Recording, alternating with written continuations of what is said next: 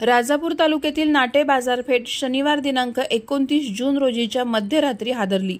मध्यरात्री 12:30 वाजण्याच्या सुमारास नाटे बाजारपेठेतील व्यापारी इमारतीस भीषण आग लागली आणि एकच खळबळ उडाली। राजेश दत्ताराम पावसकर राहणार धाऊलवल्ली यांच्या मालकीची ही इमारत होती। इमारतीला आग लागल्याने इमारतीमध्ये असलेल्या दुकानगाळ्यातील सामान आणि दुकानगाळे जळून नुकसान झाले।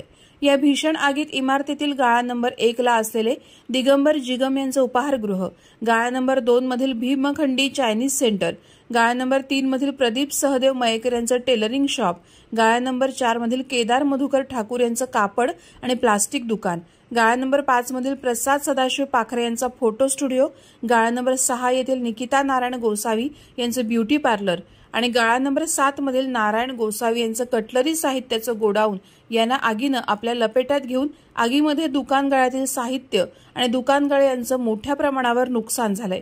सुदैवानं हा व्यापारी गाळा असल्याने सदर इमारतीत नागरिक वास्तव्यास नव्हते। या घटनेची माहिती मिळताच पोलीस निरीक्षक, नाईट चेकिंग अंमलदार आणि पोलीस ठाण्यातील उपलब्ध अंमलदार यांनी लागलीच घटनास्थळी दाखल झाले। तसंच स्थानिक ग्रामस्थांकडून खासगी गाड्यांनी पाण्याची व्यवस्था करून आग आटोक्यात आणण्याचा प्रयत्न करण्यात आला। दरम्यान राजापूर नगरपालिकेची अग्निशामक दल गाडीसह घटनास्थळी आल्यानंतर लागलेली आग पहाटे 4 वाजेपर्यंत आटोक्यात आली। सदर आगीत मालमत्तेचं मोठं आर्थिक नुकसान तर झालं आहेच, पण 7 गाळ्यात होणारे व्यवसाय या आगीत भस्मसात झाले आहेत। यामुळे येथील व्यावसायिकांना मोठा धक्का बसलाय।